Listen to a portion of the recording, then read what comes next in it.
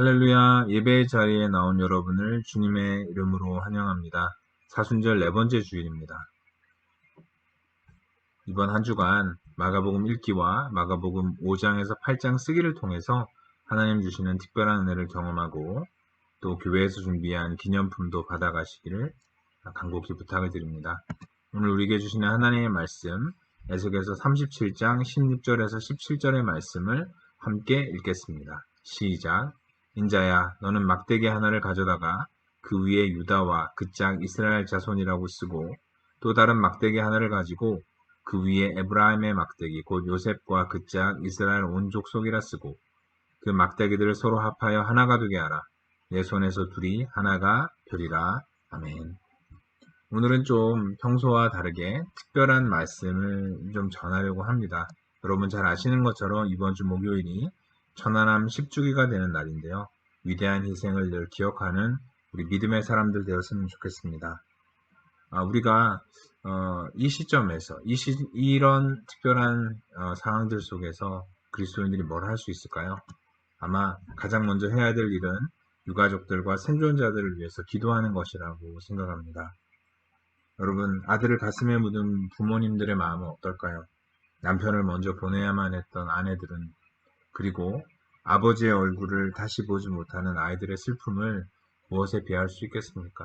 우리가 그들을 위로할 수 없지만 그들의 슬픔을 위로하고 하나님의 샬롬, 하나님의 평안, 하나님의 위로가 그들 가운데 가득하기를 기도해야 할 사명이 있는 것 같습니다. 또한 우리는 천안함 10주기를 맞이해서 우리의 분단 현실에 대해서 좀 깊이 있게 그리고 진지하게 고민할 필요가 있는 것 같습니다. 물론 우리는 군복을 입고 있고 군인 교회다 보니까 다른 사람들에 비해서는 이 분단의 현실에 대해서 더 깊이 고민하고 또 많은 생각들을 가지고 있을 거예요. 우리 형제들도 그렇잖아요.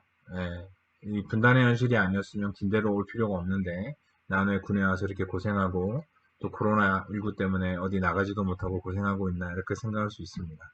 근데 여러분 그렇게 개인적이고 단편적인 이해를 넘어서 좀 더 크게 볼 수 있었으면 좋겠어요.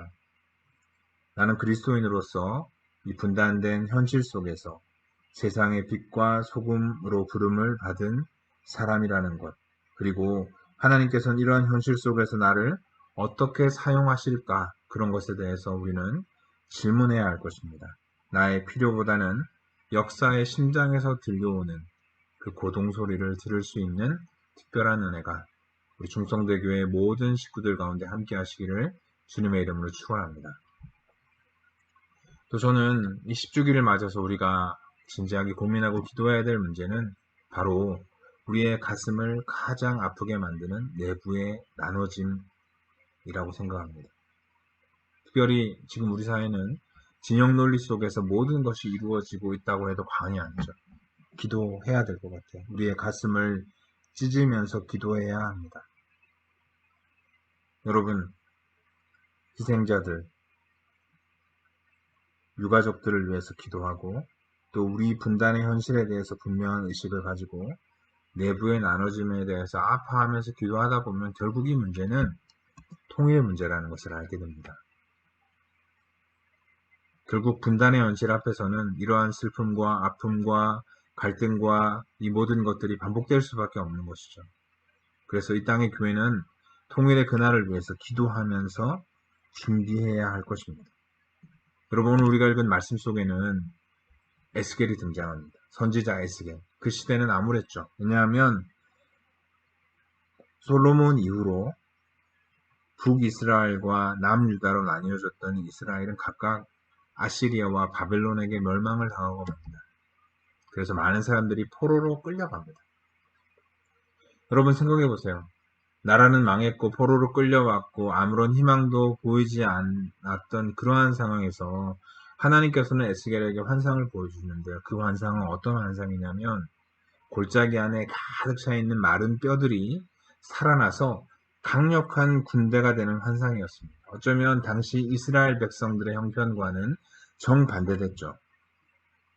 그렇죠. 골짜기의 마른 뼈와 같은 모습이 이스라엘의 모습이었는데, 유대인들의 모습이었는데, 그 뼈들이 살아나서 강력한 군대가 되는 환상을 보여주신 것이죠. 이스라엘을 회복하시겠다는 하나님의 어떤 그런 선한 인도하심, 섭리를 보여주는 것이었습니다. 그리고 이어서 막대기 2개를 취하라고 하십니다. 근데 그 막대기 하나에는 유다라고 쓰고 다른 하나에는 에브라임이라고 쓰라고 말씀하시죠. 여러분, 남유다의 대표적인 지파는 유다 지파고 북이스라엘의 대표적인 지파는 에브라임 지파였습니다. 그러니까 남유다 왕국과 북이스라엘 왕국을 상징하는 이 2개의 막대기를 준비하고는 그 2 막대기를 하나로 만들라고 하시는 거죠. 그들의 연합과 통일에 대해서 말씀하고 있는 것입니다. 이스라엘을 하나의 통일 왕국으로 회복시킬 것을 환상을 통해서 보여주시죠. 여러분, 마른 뼈들이 살아나서 군대가 되고 그 2 막대기가 하나가 되는 것을 통해서 이스라엘이 회복되고 그리고 통일될 것임을 환상을 통해서 보여주시는 것이죠.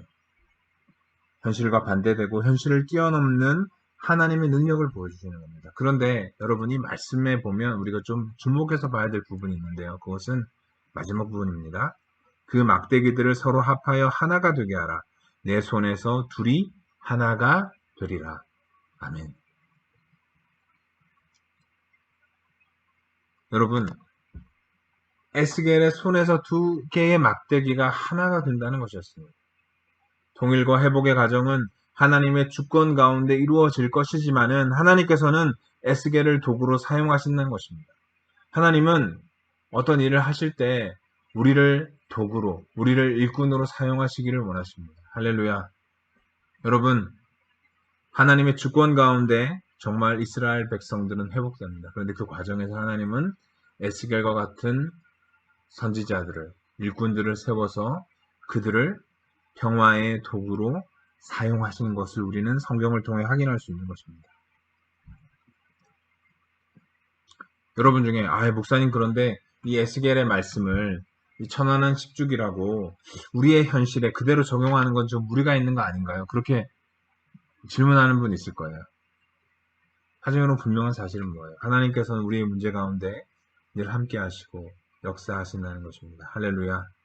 여러분, 저는 제가 분명히 믿는 것은 하나님의 때 하나님의 방식으로 우리 이 땅 가운데도 동일의 놀라운 은혜를 허락하실 것이라고 저는 믿습니다. 그런데 그 과정에서 우리가 감당해야 될 분명한 사명이 있다는 것입니다. 우리가 그리스도인으로서 또 우리가 교회 공동체로서 감당해야 될 부분이 분명히 있다는 것입니다. 그게 뭘까요? 여러분, 우리는 먼저 통일의 시대를 준비하고 그것에 대해서 지속적으로 관심을 가져야 합니다. 여러분, 우리 시대의 많은 사람들은 사실 통일에 대해서 관심이 없어요. 통일이 되든 안 되든. 어쩌면 통일이 안 되는 것이 나에게 유익하다고 생각하는 사람들도 있을 겁니다. 기득권을 가지고 있기 때문에. 그게 나에게 더 유익하다고 생각하기 때문에. 그런데 한번 생각해 보십시오, 여러분. 한반도의 진정한 평화와 자유를 위해서 여러분 무엇이 있어야겠습니까? 여러분, 제가 전방에 오사단에 근무할 때 출퇴근할 때마다 라디오 방송을 들었는데요. 다른 건 주파수가 잘 안 잡히는데 평화의 소리 방송이라고 일종의 대북 방송은 잘 잡혀요. 여러분, 그 방송을 들으면서 북한의 실상이라든지 아니면 북한에서 탈북한 사람들이 북한에 있는 부모님, 가족들, 친구들, 친지들에게 보내는 편지를 읽는 그런 시간이 있어요. 저는 매번 그 방송을 들을 때마다 울었습니다. 그리고 부끄럽고 미안한 마음이 들었습니다. 나는 이렇게 평화와 자유를 누리고 있는데 정말 오사다니면 얼마나 가까워요. 얼마 떨어지지 않은 그곳에 있는 우리의 동포들은 고통과 슬픔 가운데 있더라. 여러분, 평양이요, 과거에 동양의 예루살렘이라는 별명을 가지고 있었습니다. 거기에 교회가 많았고 100여 년 전 전 세계를 놀라게 했던 평양 대붕 사건이 일어난 곳이 그곳입니다. 그런데 지금 북한에는 교회가 없어요. 지하교회밖에 없습니다. 목숨을 걸고 지하에서 조심스럽게 비밀스럽게 예배드리는 형제 자매들이 있습니다. 그들에게도 신앙의 자유를, 예배의 자유를 줘야 하지 않겠습니까? 이 땅에 평화의 도구로 부름받은 우리 충성대 교회는 통일 시대를 준비하며 지속적으로 관심을 가지고 그리고 기도해야 합니다. 여러분, 많은 역사학자들이 독일 통일과 관련해서 그 동독 지역에 있던 라이프치히에 있었던 성 니콜라이 교회를 주목합니다. 그 교회에서 1982년도부터 시작됐던 7년간 지속됐던 기도회를 이야기하는 분들이 많아요. 기도회가 끝나고 나서 평화의 행진이 이어집니다.